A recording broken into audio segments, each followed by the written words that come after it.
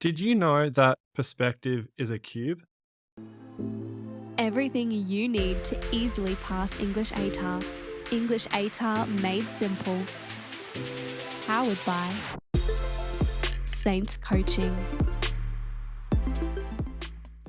Here are all the times this concept of perspective has appeared in a past WACE exam question between 2016 and 2022.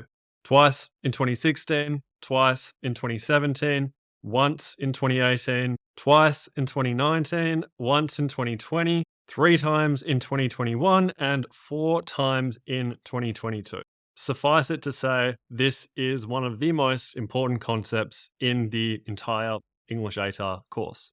It has appeared in every single WACE exam. It will be in yours. Here are the relevant syllabus points. Here's a little teaser for what we'll be discussing later on in the lesson. You'll see that this first syllabus point, I have emboldened the word viewpoints and then put the word perspectives in brackets. I've done that because viewpoints and perspectives in the context of English ATAR and really everyday life, those two words are synonymous. All of that is to say we have 3 relevant syllabus points. Just as a brief aside, I think the fact that this concept perspective only appears in 3 syllabus points out of a total of 40, despite appearing in every single past WACE exam, tells us that just because a given concept doesn't appear frequently in the syllabus points, that doesn't mean that that concept is any less important. Explained in a different way, the amount of times a given concept appears in the syllabus is not proportionate to that given concept's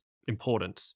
Lesson objectives. Firstly, we will define perspective, then we'll outline the elements of the definition, discuss an example to illustrate how those elements operate, then we'll explain the interplay between perspectives, attitudes, and values. Firstly, we'll discuss perspectives versus attitudes, then we'll discuss perspectives versus values, and finally, we will summarize that interplay. From there, we'll outline the difference between perspective and narrative POV. We briefly discussed the difference between these two concepts in the lesson on narrative POV. This lesson will fully illustrate that difference. Speaking of illustrate, we will illustrate the difference with an example. From there, we'll define multiple perspectives, and specifically, we'll explain the application of this concept of multiple perspectives in an exam context.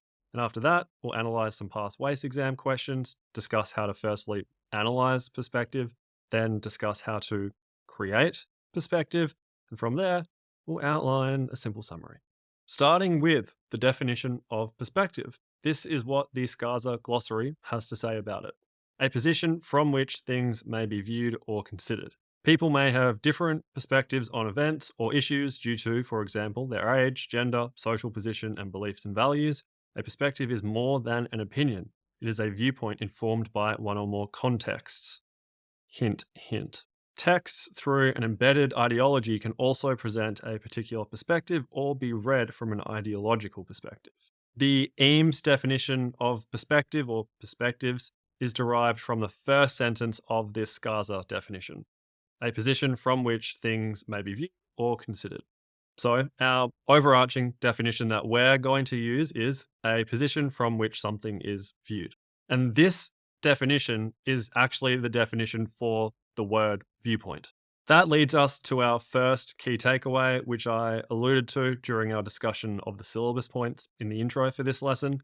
And that key takeaway is a perspective equals a viewpoint. As mentioned earlier, perspective, viewpoint, they're synonymous. They mean the same thing. So whenever you see the word perspective in English ATAR, I want you to think viewpoint. Why is that? I think viewpoint is a word that is just naturally easier to understand than perspective. And because we know it's quite easy to conflate or confuse these concepts of narrative point of view and perspective, I think this word viewpoint is easier to distinguish. So when we look at viewpoint and narrative point of view, at least in my mind, those two are much more different than narrative POV and perspective. The definition that we just looked at reveals our 3 elements of a perspective. The first one is a position. As we can see here, position just equals context. The good thing is that we have already learned about this concept of context a few lessons ago, so we don't need to go through it again. If you haven't watched the lesson on context or completed the activities relating to it, I suggest you stop this video now and go and do that. Otherwise, everything you learn from here on in will be incomplete. There are 3 elements of a perspective, and context is arguably one of the most important to remember. If you don't understand what context is, you won't be able to understand what perspective is. How we go from position to context probably sounds very confusing, very abstract. The examples that we'll be discussing will make this connection much clearer. Before we get to those examples, though, just bear in mind that context basically equals the environment. Our next element is something. Something just equals a subject. It's the thing an opinion is directed towards. And our final element is this word viewed, and viewed is the opinion. It is a view about something. Those are the elements. Let's see what they are and how they work together to create a perspective. The example that we're going to use to connect the dots between those 3 elements is the right to disconnect. What is the right to disconnect? It refers to a worker's right to be able to disengage from work and refrain from engaging in work-related electronic communications, such as emails or other messages during non-work hours. And that definition comes from the European Observatory of Working Life. We know what the right to disconnect means, so let's apply that understanding to a scenario. Let's say I'm French and I'm fed up with my boss messaging me after work. This is the scenario, and this is my perspective.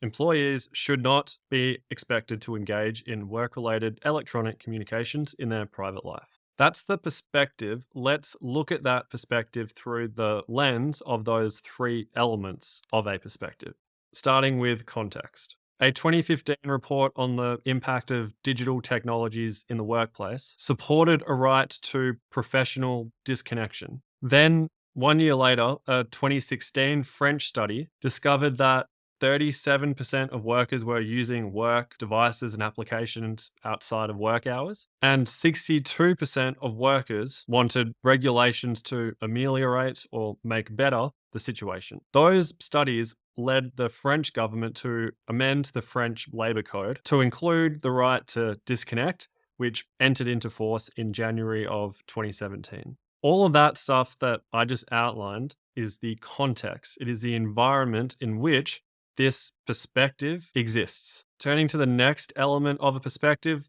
we know that it is a subject, and the subject of my perspective in this scenario is just simply the work-life balance in the digital age. Turning to the final element of a perspective, an opinion. My opinion in this scenario could be articulated as laws should regulate how employers can contact employees outside of work hours. So that is an example of a perspective in everyday life. Don't worry if you don't fully understand how all of these elements work. We'll be looking at more examples throughout the lesson, and I'm sure that those examples will help fill in the gaps. Next main section of the lesson, the interplay between perspectives, attitudes, and values. In short, how is a perspective different from an attitude, and how is a perspective different from a value? Here's what we've learned so far about perspectives, attitudes, and values. A perspective is a position from which something is viewed, and we know that a perspective has 3 elements. Position, which refers to context, something, which refers to the subject, and then viewed, which refers to the opinion. We learned a few lessons ago that an attitude is simply a feeling about something, and the concept of an attitude contains 2 elements: a feeling, which we express through the use of one or more adjectives, and the second element is the something, about something. Finally, we learned in that lesson on attitudes and values that a value is just what we perceive to be important in life. In that lesson, we learned that a value has 2 elements. Firstly, it is a noun. It's a person, place, or thing, and it's normally expressed in 1 to 2 words. Let's put values to one side for a second and just focus on the difference between perspectives and attitudes. As we're looking at the respective elements of a perspective and an attitude, hopefully you notice that they're actually very similar. That's because the 2 elements of an attitude are basically the same as the subject element and opinion element of a perspective. What I'm really trying to say here is that the key distinguishing factor between a perspective and an attitude is that the former requires a discussion of context, whereas the latter doesn't. Whenever you're discussing perspective, you must also discuss context. Whenever you're discussing an attitude, you don't need to discuss context. The way I like to think of this is that an attitude is a square, it's 2D, and a perspective is like a cube, it's 3D. What on earth am I talking about here? An attitude is two-dimensional because it only considers an opinion about a subject in isolation of any contextual factors. It doesn't consider the surrounding environment and therefore doesn't have any width. For example, I have a supportive attitude towards the right to disconnect.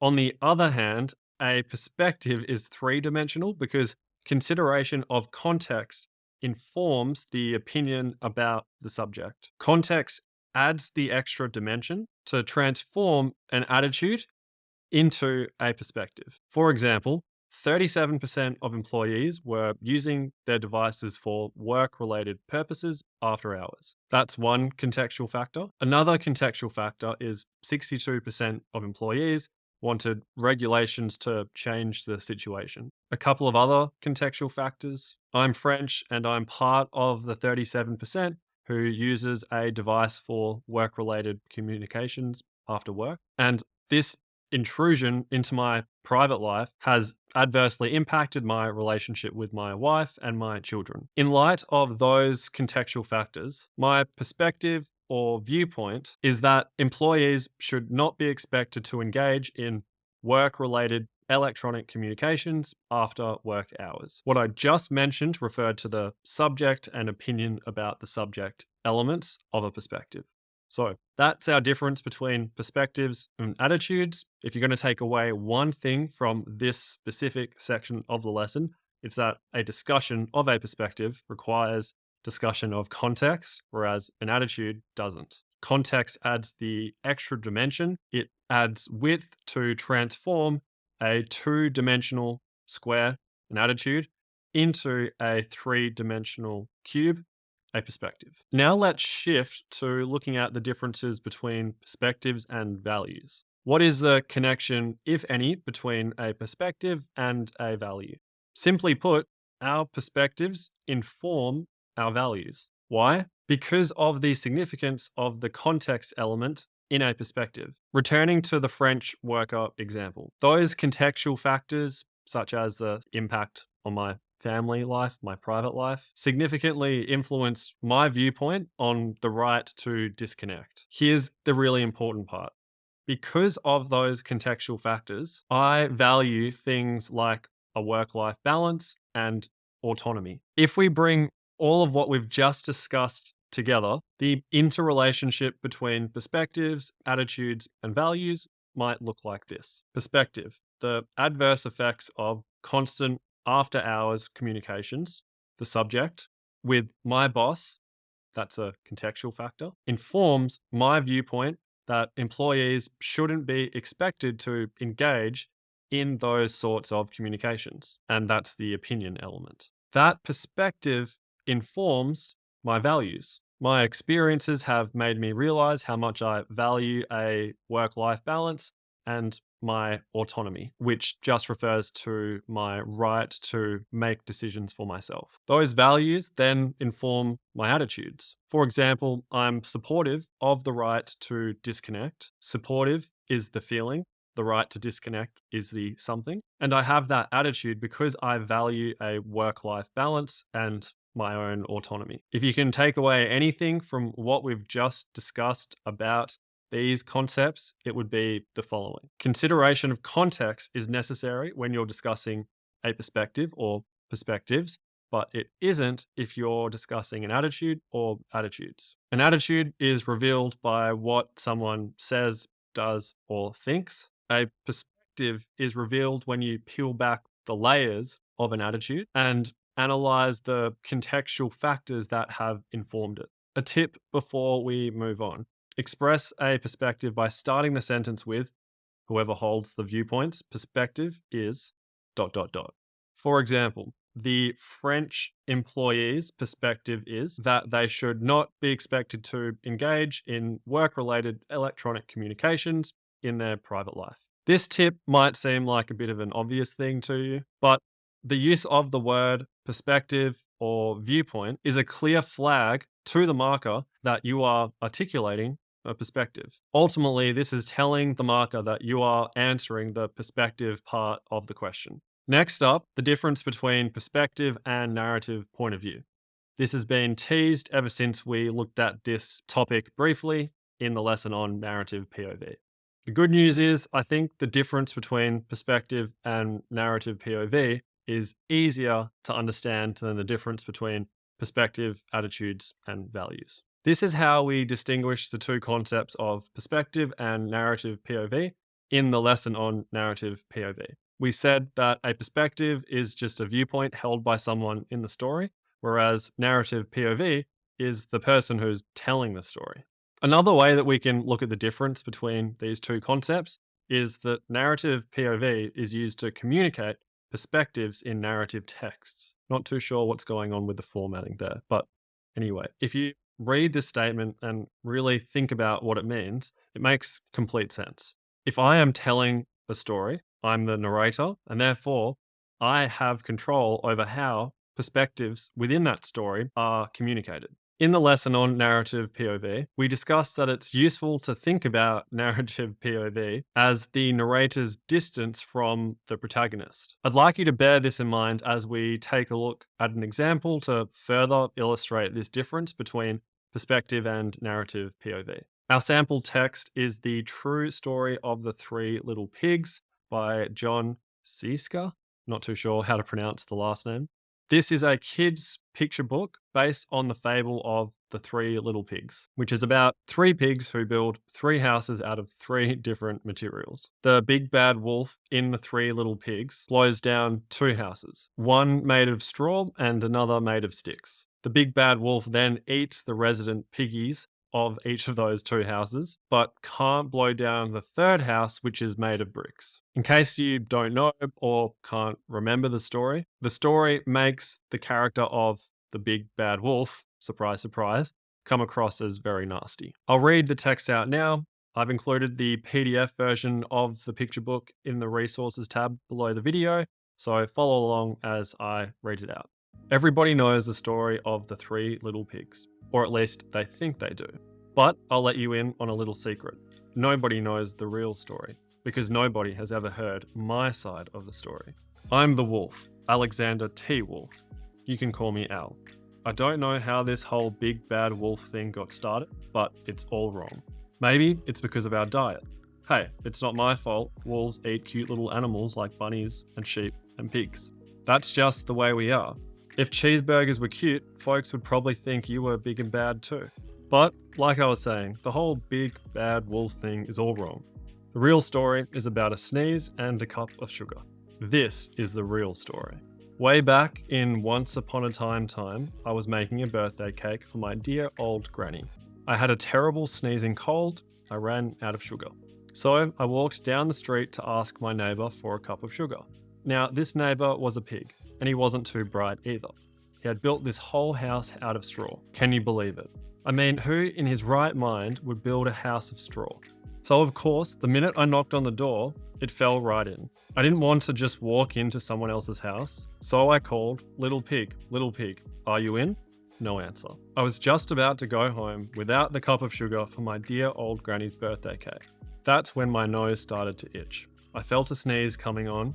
Well, I huffed, and I snuffed, and I sneezed, a great sneeze, and you know what? The whole darn straw house fell down. And right in the middle of the pile of straw was the first little pig, dead as a doornail. He had been home the whole time. It seemed like a shame to leave a perfectly good ham dinner lying there in the straw, so I ate it up. Think of it as a big cheeseburger just lying there. I was feeling a little better, but I still didn't have my cup of sugar, so I went to the next neighbour's house. This neighbour was the first little pig's brother. He was a little smarter, but not much. He had built his house of sticks. I rang the bell on the stick house. Nobody answered. I called, Mr. Pig, are you in? He yelled back, Go away, wolf. You can't come in. I'm shaving my hairs on my chinny chin chin. I had just grabbed the doorknob when I felt another sneeze coming on. I huffed and I snuffed and I tried to cover my mouth, but I sneezed a great sneeze. And you're not going to believe it, but this guy's house fell down just like his brother's. When the dust cleared, there was the second little pig, dead as a doornail, wolf's honor. Now, you know food will spoil if you just leave it out in the open. So I did the only thing there was to do. I had dinner again. Think of it as a second helping. I was getting awfully full, but my cold was feeling a little better. And I still didn't have that cup of sugar for my dear old granny's birthday cake. So I went to the next house. This guy was the first and second little pig's brother. He must have been the brains of the family. He had built his house of bricks. I knocked on the brick house, no answer. I called, Mr. Pig, are you in? And do you know what that rude little porker answered? Get out of here, wolf. Don't bother me again. Talk about impolite. He probably had a whole sack full of sugar, and he wouldn't give me even one little cup for my dear, sweet, old granny's birthday cake. What a pig. I was just about to go home and maybe make a nice birthday card instead of a cake when I felt my cold coming on. I huffed, and I snuffed, and I sneezed once again. Then the third little pig yelled, and your old granny can sit on a pin. Now, I'm usually a pretty calm fellow, but when somebody talks about my granny like that, I go a little crazy. When the cops drove up, of course, I was trying to break down this pig's door. And the whole time I was huffing and puffing and sneezing and making a real scene. The rest, as they say, is history. The news reporters found out about the 2 pigs I had for dinner. They figured a sick guy going to borrow a cup of sugar didn't sound very exciting. So they jazzed up the story with all of that huff and puff and blow your house down, and they made me the big bad wolf. That's it, the real story.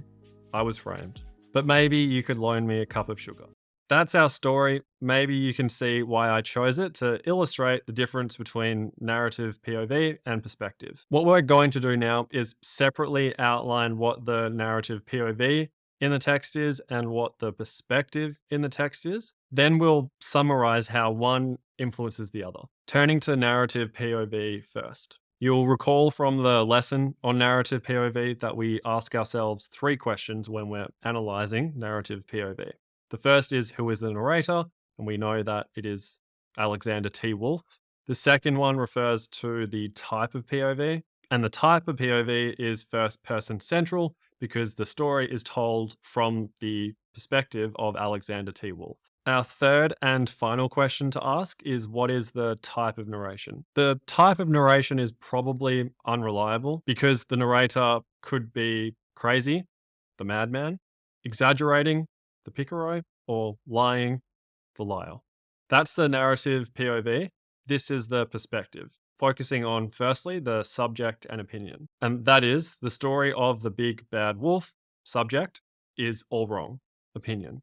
Looking at the remaining element of a perspective, context. Here are some relevant contextual factors that inform the subject and the opinion. The real story is about how I was making a birthday cake for my granny. I had a terrible sneezing cold and I ran out of sugar. I didn't mean to sneeze on either of the 2 piggies' houses, and they wouldn't have died if they had just used stronger materials when they were building their houses. Finally, I might have lost my temper when I asked the 3rd piggy for sugar, but hey, nobody's perfect. Those contextual factors refer to the environment that influenced Alexander T. Wolff's opinion on the subject. Bringing all of this together, we've looked at narrative POV and perspective separately. Let's see how it all relates. We can see that in the case of the true story of the 3 little pigs, the first person central narrative POV privileges Alexander T. Wolff's perspective, and it also silences the perspectives of the 3 little pigs. As an aside, this word privileges just means favors, and the word silences just means ignores. Both of those words are really good ones to use whenever you're discussing narrative POV and perspective in the same response. That's what question 8 from the 2021 WACE exam required you to do. You can think of it as though it's asking what perspectives does the narrative POV privilege and what perspectives does the narrative POV silence. Anyway, what we're seeing here is that narrative, POV, and perspective, they clearly complement each other, but they're not the same thing. Moving on to discussing this related concept of multiple perspectives. There's nothing fancy about this term. It literally just refers to the fact that a text can convey more than one viewpoint on the same subject, hence multiple perspectives. For example, a persuasive text might offer one dominant perspective, but also acknowledge opposing perspectives to make the text come across as more considered and less biased. An imaginative text might highlight different perspectives of key characters in order to heighten conflict, tension, and suspense. An interpretive text might include interviews of several people from different walks of life to convey their different perspectives on a subject and present a neutral depiction on a topic. How does this concept of multiple perspectives apply in an exam context? In short, this concept is relevant whenever the question includes the word perspectives or allows you to discuss more than one perspective. Let's check out some past WACE exam questions that require you to or allow you to discuss this concept of multiple perspectives.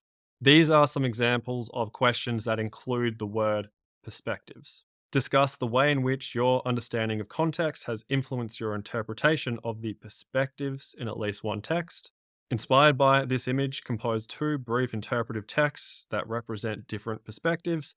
And finally, explore how different perspectives on a controversy have been represented in at least one text. Here, we've got the concept perspective in its plural form, has an S at the end, which means we are required to refer to multiple perspectives, more than one perspective.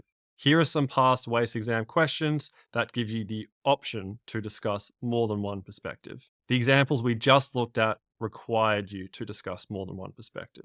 Discuss how your awareness of the omissions and/or marginalizations within a text shaped your response to its perspectives. Here we have the letter S in brackets, which means that you're allowed to just discuss one perspective or more than one. And the same thing applies to this other question. Consider how other interpretations of a text helped you evaluate its perspectives. And this / between the E and the S means that you can just discuss one perspective or multiple. Regardless of whether you decide to discuss just the one perspective or more than one in either of these questions, it's vital that you communicate to the marker in your response that you are only discussing one perspective or you are discussing more than one. And that's something that you would do in your introduction. Final main section of the lesson, past WACE exam questions. You need to be able to do the following in an exam. Analyze a perspective or perspectives in a written and visual text, and that would happen in the comprehending section and responding section. And you need to be able to create a perspective or perspectives in a persuasive, imaginative, or interpretive text in the composing section. Analyzing and creating. Let's look at analyzing perspective first. If you're answering a question in the comprehending section or responding section that requires you to discuss a perspective or perspectives, ask yourself the following questions. Whose perspective is provided, firstly? Secondly, what perspective is provided? And this has some sub questions. What are the contextual factors informing the perspective? What is the core subject the perspective relates to? And finally, what is the opinion on that subject? Notice how these three sub-questions refer to the elements of a perspective: context, subject, and opinion. Third question, what are some examples from the text that are evidence of the perspective? Fourth question, what language features, including stylistic features, structural devices, and/or conventions are used in those examples? Sub-question, how do those features, devices, or conventions represent the perspective? And final question, what is the purpose and/or effect of representing the perspective? In an exam context, this final question requires you to relate the perspective part of the question to the other parts of the question. Bearing those questions in mind, we're going to analyze the perspective in a written text being the true story of the Three Little Pigs. Note that technically it's a multimodal text because it is a picture book. It has visual elements and written elements, but our analysis for the purposes of this part of the lesson is going to be confined to the written elements of the text. Our sample question discuss how your awareness of the omissions and or marginalizations within a text shaped your response to its perspective or perspectives. 2019 WACE exam, section 2, question 5. First question, whose perspective is provided? Alexander T. Wolf. Next question, what perspective is provided? Overall, the perspective is that the original story of the Three Little Pigs is one-sided and unfairly portrays Mr. Wolf as a big baddie. Remember, this question has 3 sub-questions, each one referring to the different elements of a perspective, and that first sub-question refers to contextual factors. Here are 3 relevant contextual factors. Firstly, Mr. Wolf was making a birthday cake for his granny. Secondly, he had a terrible sneezing cold and ran out of sugar while making the cake. And thirdly, he didn't mean to sneeze on either of the 2 piggies' houses. Second sub-question in this second overall question in the analysis is, what is the core subject the perspective relates to? You could frame an answer to this question in numerous ways, but I think a good one is just how people perceive Mr. Wolf. In the original story of the Three Little Pigs, people perceive Mr. Wolf pretty poorly. And in the true story of the Three Little Pigs, the narrator, Mr. Wolf, is trying to change that perception of himself. Final sub-question in this question for the analysis is, what is the opinion on that subject? Mr. Wolf tells us himself, the opinion is that the story of the big bad wolf is all wrong. Pardon the typo. Big bag wolf. Third question in the analysis, what are some examples from the text that are evidence of that perspective? For the sake of time, we'll look at some examples as we answer the next question, because question 3, this question, requires you to list examples, and question 4, the next question, requires you to analyze the same examples. This analysis is in the PDF study notes, so if you're looking at that while watching the lesson, you'll know what I mean. So question 4 is, what language features, including stylistic features, structural devices, and or conventions are used in those examples? Narrative POV is a convention of narratives, and as we've already established, the narrative POV is first-person central with a seemingly unreliable narrator. I say seemingly because we don't actually have any evidence of whether what Mr. Wolf has said is false. This first-person central POV creates an intimacy between the narrator, Mr. Wolf, and the reader, which in turn encourages the reader to accept Mr. Wolf's version of events. The light-hearted and innocent manner in which the narrator tells a story kind of borders on contrived or forced, which encourages readers to question its accuracy. Another example, nobody knows the real story because nobody has ever heard my side of the story. The repetition of the word nobody here and here challenges readers to reconsider their preconceptions about the original fable, the original version of the story. Also, the word my is italicized in the actual picture book. Italicizing the word emphasizes its importance and encourages readers to question the side of a story they're familiar with, which is the original version. And the syntax of this sentence, the sentence structure, implies the real story is Mr. Wolf's side of the story. Another example, you can call me Al. The narrator's name is Alexander T. Wolf. This sentence, you can call me Al, is an allusion to the song of the same name by Paul Simon. The lyrics of that song follow an individual experiencing a midlife crisis. Mr. Wolf's allusion to that song characterizes him as humorous and likable. I've included a few other examples in the PDF study notes for this lesson, so pause the video now, have a read of them to get a feel for how language features and structural devices and conventions work in each one, and come back once you're done. Final question is, what is the purpose and or effect of representing the perspective? The effect is that the perspectives of each little pig are omitted in the true story of the Three Little Pigs. They're not included.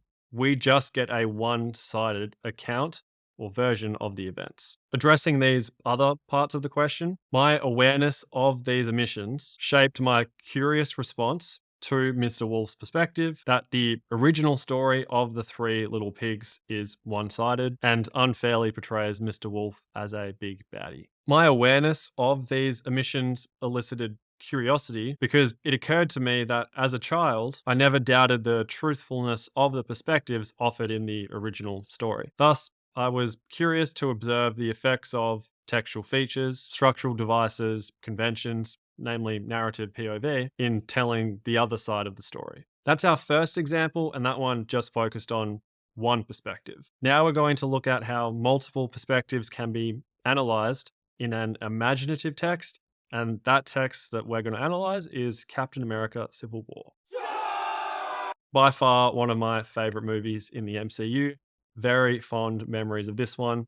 I remember going to the midnight screening of it with a couple of mates in 2016, and I remember it was pretty long, so it finished at like 3 o'clock, and then I had an 8 a.m. financial accounting shoot at uni. Good times. Anyway, the link that we're going to analyze is in the resources tab below the video. Give it a watch, come back once you're done. As we can see from the scene, the Avengers are discussing the Sokovia Accords, which have supposedly been signed by 117 countries. The Accords state that the Avengers shall no longer be a private organization and instead operate under the supervision of a United Nations panel only when and if that panel deems necessary. The Accords were created in response to the destruction the Avengers created in the wake of saving the world multiple times. For instance, the Battle of New York in the first Avengers movie, all of the damage to buildings in Washington, D.C. that took place in Captain America, the Winter Soldier, the entire destruction of this place called Sokovia in the Avengers Age of Ultron, and also the bombing of a building in Lagos, which happened at the beginning of Captain America Civil War. In short, Team Cap and Team Iron Man have different perspectives on the Sokovia Accords. We're analyzing multiple perspectives in a visual text, and we're doing that in relation to this question. Discuss the way in which your understanding of context has influenced your interpretation of the perspectives in at least one text. First question, whose perspective is provided? We have Captain America's and we have Iron Man's. Next question, what perspectives are provided for Captain America? Signing the Sokovia Accords means surrendering our independence and our right to choose. Looking at those sub-questions, what are the contextual factors informing that perspective? Firstly, Captain America has a pretty strong moral compass and will do what he believes is right, even if that goes against the rules. Also, Cap experienced firsthand the consequences of an organization with immense power being corrupted. He had that experience during Captain America, the Winter Soldier, the movie before Civil War. What is the core subject the perspective relates to? Simply the Sokovia Accords. And next, what is the opinion on that subject? And the opinion is the Avengers are the best people to choose what the Avengers do. That is Captain America's perspective. How about Iron Man's? Iron Man's perspective is that the Avengers should accept limitations. If they don't, they're no better than the bad guys, and it will only be a matter of time until those limitations are imposed. Contextual factors informing that perspective. Iron Man is emotionally impacted by the loss of life the Avengers have indirectly caused. And also, Iron Man is a businessman used to making tough decisions. What is the core subject the perspective relates to? Once again, it's the Sokovia Accords. And finally, what is the opinion on that subject? Signing the Sokovia Accords isn't ideal, but we need to accept the consequences of our actions and make peace now before we don't have a chance to later. As we did in the previous example, we'll look at some examples from this text in answering the next question. And that next question is, what language features, including stylistic features, structural devices, and/or conventions are used in the examples? Looking at some examples related to Captain America's perspective first, he says during that scene, if we sign this, we surrender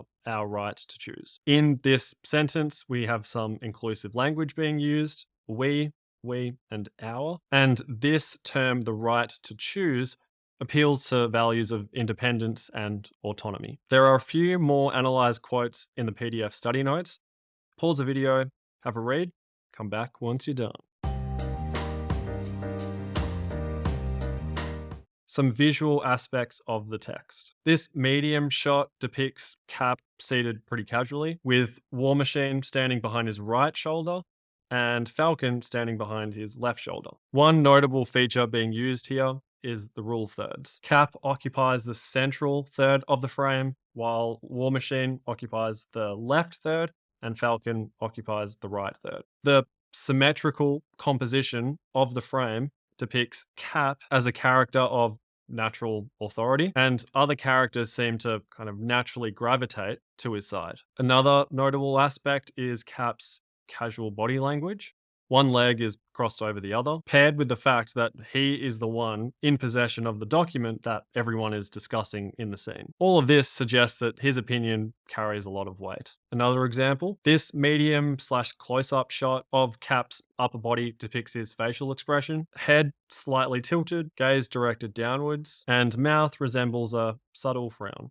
These features collectively indicate the complex nature of the issue everyone's discussing. Cap occupying the center of the frame in this shot, as well as many others throughout the scene, highlights the centrality of his character and his perspective. Some examples in relation to Iron Man. He says, "We need to be put in check." Once again, we've got some inclusive language being used, the word we, and the use of the word need creates urgency. Like we did with Captain America, there are some additional quotes in relation to Iron Man. Pause the video, have a read. See you soon.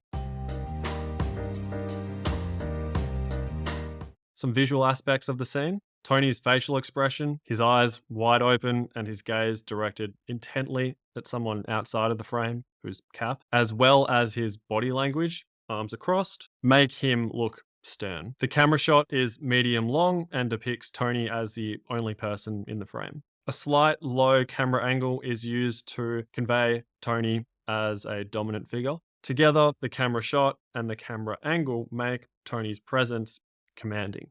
Another example, the fact that Tony is occupying the right third of the frame while Cap is occupying the central third of the frame suggests Cap's perspective is the dominant one here and Iron Man's perspective is marginalized. It's pushed to the margin, to the side. Despite the above, Tony is depicted standing up, looking down at Captain America, who's seated. Furthermore, the gaze of every subject, every person in the frame is directed towards Tony. Collectively, these techniques convey Tony as superior, authoritative, and captivating. Final question, what is the purpose and/or effect of representing the perspectives? We know that this question essentially requires us to relate the discussion of perspectives to the other main parts of the question. Focusing on this part of the question, your interpretation of the perspectives, my interpretation of Captain America and Iron Man's divergent perspectives is that they are both valid and relatable. I can see where both sides are coming from. Turning to this part of the question, your understanding of context has influenced your interpretation. I could simply say that my understanding of context significantly influenced that interpretation that I just mentioned. Then turning to this first part of the question, the way in which that understanding of context influences my interpretation, I would say something like, had I not been aware that Captain America previously experienced the perils of an organization with immense power being corrupted, I would have perceived his perspective as self-righteous and selfish. Similarly, if I didn't know that Iron Man was distressed by the destruction that the Avengers have left in their wake, I would have been dismissive of his perspective to accept sanctions. Okay. That is how to analyze perspective. Let's look at how to create perspective. We know this is relevant in the composing section. First question is, who is the person or who are the people holding the perspective or perspectives? Next question, what perspective or perspectives do I want my text to represent? Some sub-questions, what are the contextual factors informing the perspective? What is the core subject the perspective relates to? What is the opinion on that subject? Next question, how am I going to represent the perspectives or perspective in the text? And a sub-point, which features, devices, and/or conventions will I employ to represent the perspective or perspectives? Our third and final example relates to creating perspective in an imaginative text. And our question is, craft an imaginative text that develops a perspective inspired by the following line. I will never be able to speak my real name, the name I was born with, if I had ever been given one at all. 2021 WACE exam, section 3, question 13. As we answer these questions in relation to that past WACE exam question, I'd just like you to bear in mind that these are some things that we would be hashing out in our plan. So let's assume that I am creating a plan for this question, focusing on the perspectives aspect of it. This is what I could write in my plan. First question, who is the person or who are the people holding the perspectives? Could be an unnamed character who's orphaned soon after birth and they're in their late 20s. What perspective do I want my text to represent? A dependency on technology has caused humanity to socially regress. Regress just means to return to a less developed state. Contextual factors informing that perspective. Let's say the protagonist lives in a world in the not too distant future where a vaccine to save humanity from a virus caused widespread abnormalities in the offspring of those who were vaccinated. The most common of those abnormalities was being born without a tongue. By the way, not an anti-vaxxer. So instead of people using sign language, people live in the metaverse where they're able to use their avatars to verbally converse with other avatars. As a result, people in the real world rarely communicate with one another in any shape or form. What's the core subject the perspective relates to? Mainly the consequences of over-relying on technology. What's the opinion on that subject? Face-to-face interaction enables people to feel connected to each other in a way that virtual interaction can't replicate. Next question, how am I going to represent that perspective? I'll use first-person central POV with reliable narration to encourage the reader to sympathize with the narrator and ultimately agree with their perspective. I'll also use figurative language to explain the setting the story takes place in. I'll use some emotive language to describe the impacts of the loss of face-to-face interaction. And finally, I'll use some short syntax to create a dull and depressing tone. That's all the main content for the lesson. Well done on making it through. Let's do a simple summary. First part of this lesson, we looked at the definition of perspective, aka a viewpoint. And we saw the definition is simply a position from which something is viewed. Then we looked at the elements of the definition. There are three. There is firstly the position part of this definition, which just refers to context. Then the something part, which just refers to a subject. And then the viewed part, which refers to an opinion. We looked at an example.